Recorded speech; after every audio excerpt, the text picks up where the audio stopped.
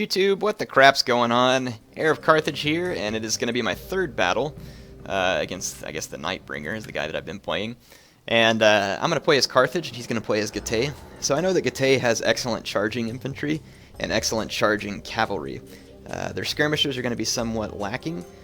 I mean, they do have heavy skirmishers, but up against Cretan archers, you know, none of those heavy skirmishers are really going to be all that good.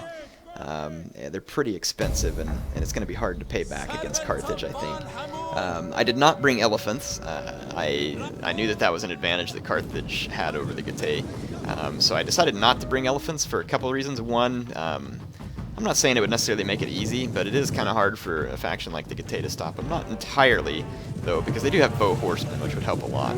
And my opponent's formation here looks very similar to one that I used before with the Getae against the Suebi. He's got 3 spear horsemen leading his infantry. Probably doesn't want to get them charged, but they are elite infantry, so I did not bring elite infantry. He's got a corps of elites. He's got 3 armored spears, 2 noble swords, and he's got falxmen on the flanks. Not a bad idea. Falxmen get a small bonus versus cav, and they're a great flanking unit. So he's going to come up and use his horse archers to kind of skirmish at me. I brought a weird army this time for Carthage, and I did this because I felt like versus the Getae it would work. Number one, if I lose the cav fight with Carthage, I wanted to have spears left. So I bring all Carthaginian hoplites. I have 8 of them, and then I have 2 early or Libyan hoplites, just standard ones, not the late ones. And I have 5 Carthaginian cav, 4 Cretan archers. So I have a substantial skirmishing force. My infantry force is just kind of middle of the road. But the reason I brought hoplites is they're good at soaking up a charge, and in the hoplite wall, it's going to take the Getae infantry a lot longer to kill them. And the lighter units like falxmen may not even be able to kill them because their formation attack, and with the hoplite wall, it's going to make them pretty strong. My opponent is on heavy shot. Well, he was with this other unit. He's not with this one. But you can see my archers just opened up on his horsemen, and they're going to have to retreat. My Cretan's got a real deadly volley there, and they're going to chase him off. Second volley comes a little too late. Not too late for that poor sucker, though. Yeah, and he pulls back with his horse archers. He's just been shooting my late Libyan, I keep saying lates, I usually bring late ones. Libyan hoplites. The only difference is the amount of armor. These guys have much lower armor. So yeah, I start taking some pot shots at his men to kind of lure him forward. My opponent has a better skirmishing position, though. There's some woods here to cover him. So I'm going to back up just a smidge to make sure I have a dominance here in the skirmishing fight. I don't want to waste a lot of Cretan archer ammo trying to kill his guys that are in the woods. So my opponent comes forward. He wants to go ahead and charge me. At least he's kind of acting like it because his archers get a little too far forward. I thought about bringing my cav forward, but he's got plenty of cav around to ward me off, and I didn't want to get too hasty. But yeah, you can see that he quickly changes his mind about bringing Dacian bowmen up against Cretans. The Cretans are going to really mess these guys up. So he pulls back to keep some of his men alive, and he's going to bring his infantry forward. He does have an infantry advantage in terms of just straight statistics. Well, no, he doesn't. These armored spears are not as good as I thought they were. They've got great melee defense and armor. Way better melee defense than my guys, but their attack is lower, and their armor is a little lower too, I think. So yeah, yeah, he probably doesn't have.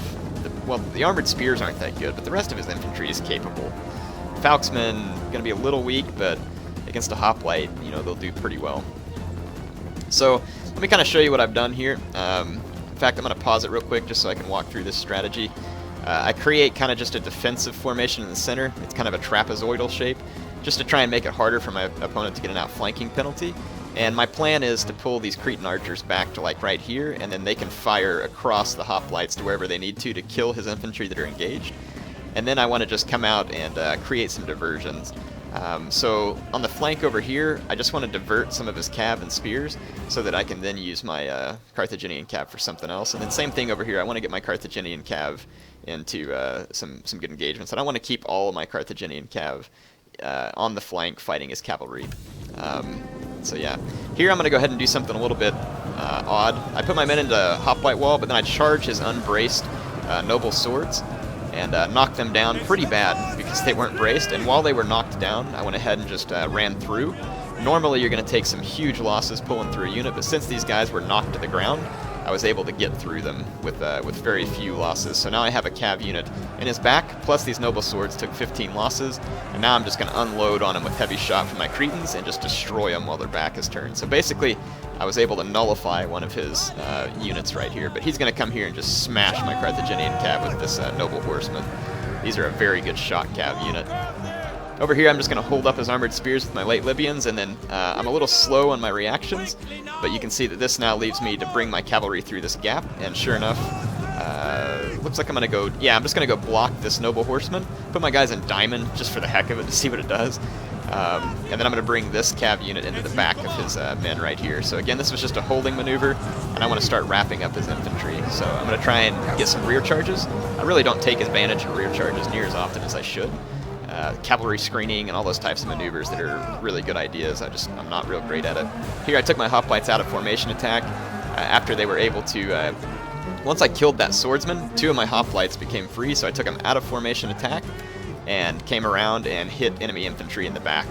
So it does leave me temporarily with this gap here, and then my opponent's got free units that he's a little slow to bring in on my Cretan archers, but since he was slow, it allows me the time to basically destroy his men. He still has a number of skirmishers and some horse archers and some cav left over. My Carthaginian cav and diamond actually doing pretty well versus the noble horsemen. It boosted their attack and charge bonus a little. I'm not sure those noble horsemen really got a good charge on me though. They probably would have flattened me had they gotten a good charge. Now I'm going to have a little trouble. My opponent gets towards my Cretan archers, and this fight is definitely running in my favor, but this was a mistake here to leave these guys open for this long. I bring my general back, but then I noticed he's got another spear horseman here.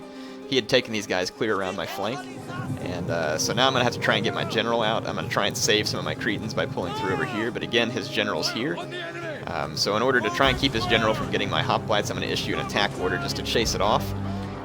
If he actually charged these hoplites right now with that unit, he would destroy them because they're unbraced. And out here you can see how long my Libyans managed to keep this armored spear busy. Then I'm bringing in my own Carthaginian cav to hunt down his spear horsemen here. Spear horsemen have really good health. Wow, 80 health for such a cheap unit. That's not bad. I guess it's one of their redeeming qualities.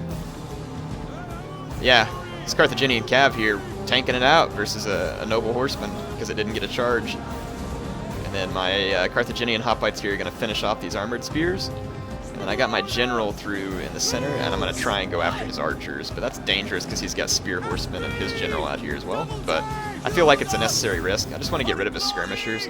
And I don't feel like if I lose my general that my men are going to rout from the battlefield, though. It is risky to sacrifice your general. Not the best move. Yeah, so I do kill his archers here, though, fortunately. But he's going to bring his spear horsemen on me immediately. Good move. But it does save all 4 of my Cretan archers.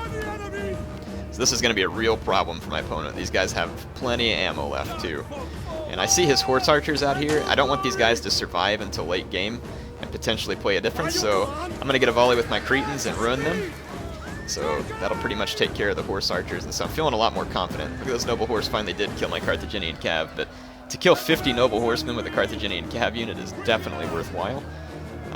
So pretty proud of that performance there. Again, though, it's probably because he didn't get a good charge. So I had infantry left, I had skirmishers left, my opponent was losing, so he admitted defeat and told me good game. So good game to my opponent there. Again, my army here was probably not exactly what he expected with Carthage. And, you know, it's not necessarily to say that this was the best way to approach the Getae. I just thought that it was going to be a fun way to approach the Getae, because I knew that their infantry isn't the best for just like punching through a heavier unit like a hoplite. It doesn't mean they couldn't beat me, or they wouldn't have an extended melee, but it also gives me the flexibility to defend against horses in case he had brought a lot of noble horsemen. That was my scare. So I brought the skirmishers to help kill infantry and horse archers, and then I brought the hoplites to hold off, obviously, his infantry and support with cavalry if needed. Ended up working out in this case. Great game to my opponent. Hope you all enjoyed this series of 3 battles. I know I did. It's a lot of fun playing with him. He's a nice guy, and I had some good times with him.